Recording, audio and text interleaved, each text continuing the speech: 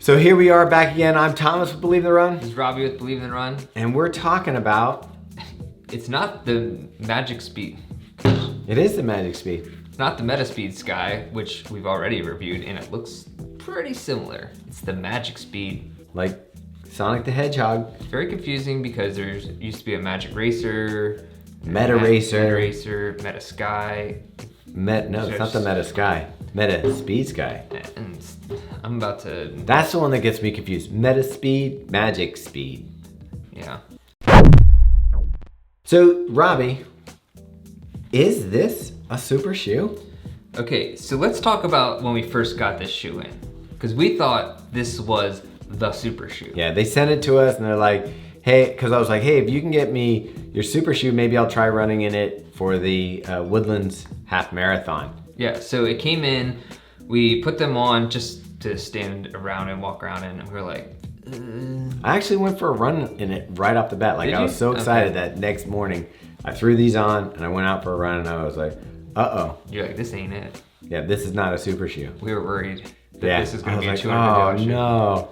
Yeah, but then I was like, I'm just not going to run in it for a while, and maybe we won't even review it. Then we did. Then I ran it and I was like, I texted you. I was like, dude, I freaking love this shoe. And I went back out and put it back on, and I think with different expectations, it does have a different feel. I think when you go into it and you're like, is this gonna compete with the super shoes, and you try this shoe, it's not. This is more closer to what I would call a tempo trainer. This is gonna compete with your Zoom Flies, maybe even your Saucony Speed. For sure. Yeah, honestly, the look to me looks awesome. I like the look. It looks like a fast shoe. It looks like a fun shoe. And the price at $150 puts us in a nice spot. Yeah, so let's get into the construction and everything else of the shoe. We got a engineered mesh. I think they might have called it like a mono mesh film. There was words used. Whatever. It's one of those lightweight meshes that everybody's kind of using these days. Very breathable, very breathable, very soft and supple. Yeah. If anything, it's a little bit on the wide side for me. I found that I had to really cinch up this throat to get a good fit. Same. And even after that, I still had plenty of room in the forefoot. I agree. I felt it was a little bit difficult to get a lockdown, and the same little bit slide in maybe on some turns and stuff like that. The tongue is also like, I don't even know. Did you try on that? Like, the problem with this tongue, and it really is gonna keep the shoe feeling lightweight. It's basically the mesh of the upper for the tongue with just like an outline around it. It isn't gusseted, which, you know, plays into it. But the thing that I made this hard to get the right fit for me is you can see it has a ton of laces here.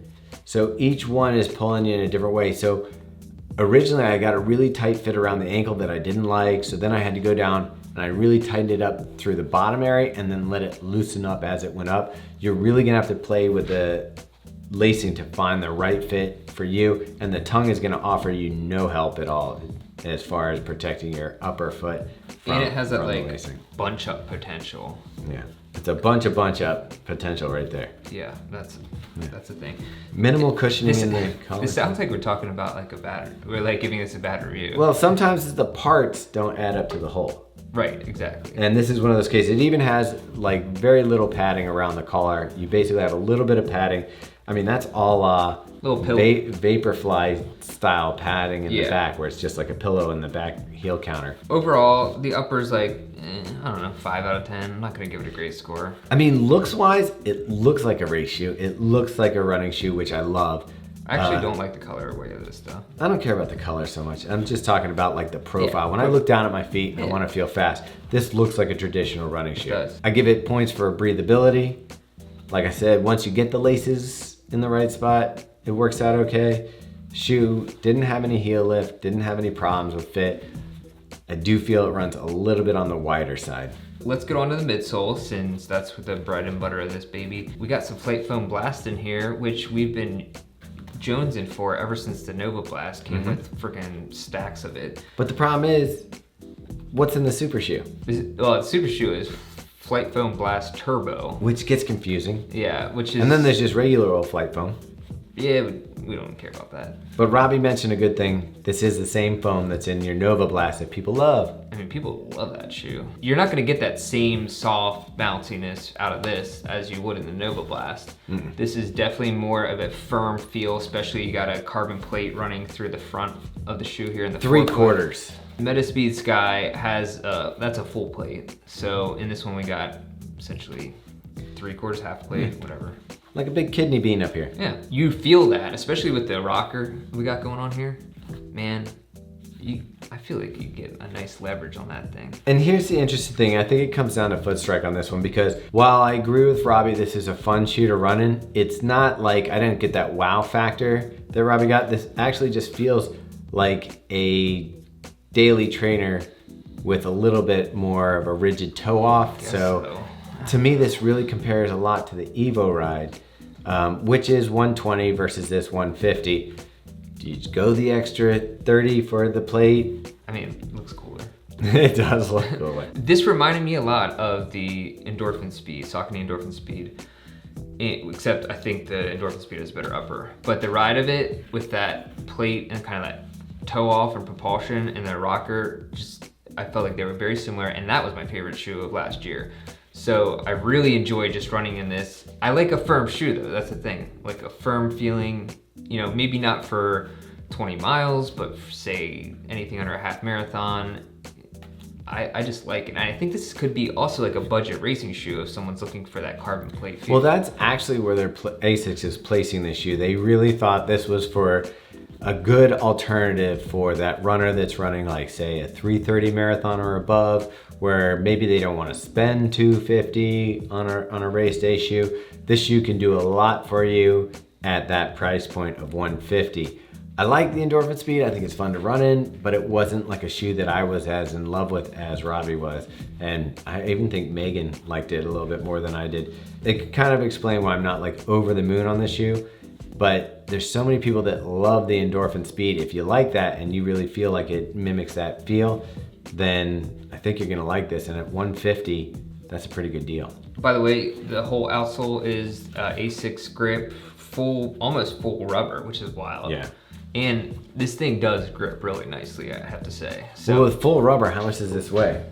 yeah, let's see. So 903 ounces for a size 10.5.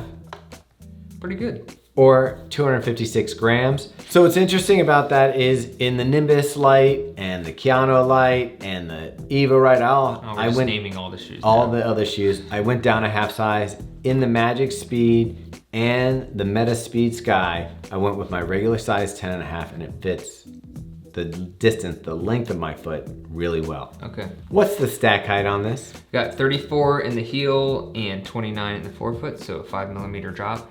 And that includes the sock liner, which is non-removable. Non-removable. Yeah. Yeah, some people get upset about that, but I guess if you're racing, you don't want that thing popping out on you. Yeah. Remember that old Kipchoge Nike streak accident? That was. Where he had the things? Is that in Berlin? Yeah. Yeah. That was nuts. It was so crazy. You should have been there. You should have seen it. Yeah. Like, how embarrassing. This is how boring running is. You have to you have to get excited about a sock liner coming out of someone's shoe. It was a big day. I like this shoe. Obviously, it does nothing for me compared to this one right here. You know, it's great. Maybe you use this as a daily trainer combined with this. I mean, this is a whole different level for sure. Maybe use it as a tempo shoe, or maybe you're like one of those people that's like, I'm not good enough to wear a super shoe. I'll take a step down. I'm embarrassed to wear that, which you shouldn't be. You should just go ahead. You're good enough. Yeah, and gosh darn it, people like you. Yep. But you could always use this shoe. I think if you're on a budget, this shoe is going to give you a lot of pack for the 150. Yeah. If you want to show to everyone that you're really poor, you just wear this one up to the race day. That's not true. You still have to have. By the way, all the money we've saved on races over the last year, you should be able to buy whatever freaking shoe you want. Anyway, that's it for this shoe. I'm done with this review. I'm over this. All right. Do you think ASICS is a Harry Potter? I think they're like doing subliminal Harry Potter messaging. Yeah, they have the Nimbus, the Magic. Yeah. The Hogwarts is coming out next year. the Hogwarts and the Hagrid 5000. That'd be cool. If Look, they as long as they can hook me up with my butterbeer addiction, I'm fine. This guy spent like $300 on butterbeer at Harry Potter World. It's insane. I went to Harry Potter World. First off, I'll give you a review of that real quick. Lines suck.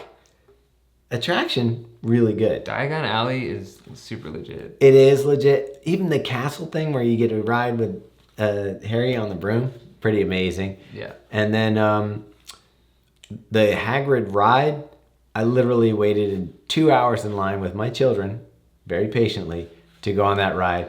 And I gotta say, I really enjoyed it. It's a good ride. What's crazy though is that a ticket to Harry Potter World is more than this shoe. I wanted to get the express pass because I was like, this waiting in line thing is BS. And the first day, as part of our package, we got the express pass. So I was like, whatever, if it's a couple $100, it's worth it. The kids can get in and out. I go to the thing, 3 express passes.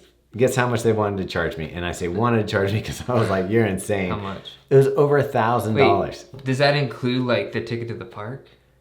No, that's just your express pass. Wait, on top of the ticket? On top of the ticket. I was trying to I'm already in the park. I was trying to explain this to people and I couldn't believe that that's... I'm in the park. Okay. It's $1,000 to get the express thing. Plus... Somebody's paying it. No, you definitely are. What I learned though is it's better to just upgrade your hotel and get the express pass with it because the price difference is actually less than the express pack for the ride. You have a magic wand. Can you turn this into something? I did. Well, you still told me to bring it. I have a Voldemort wand. I could have brought it. Well, turn this into something. What was your magic spell? I don't think whoop is one. I think it's like... Oh, sorry. Yeah, obviously. You want me to do a real spell. Yeah. Felix Felicis. Boom. You're going to get a PR. All right. You saw it in probably... That's the good luck charm. There's something right here. You know what, though? I don't think they have a track team at Hogwarts. I think there's only Quidditch. Yeah, it's kind of lame. I mean, Quidditch is basically what lacrosse and... Soccer at the same time. Yeah. With bludgers and... broomsticks. And snitches. Snitches get stitches. That's what I say. Or witches get snitches. Who then gets stitches. Yeah, everybody. But they don't need stitches because they got the magic helmet. Brandon's like, I'm charging extra for this. Yeah. All right. Possibly. All right. Abracadabra.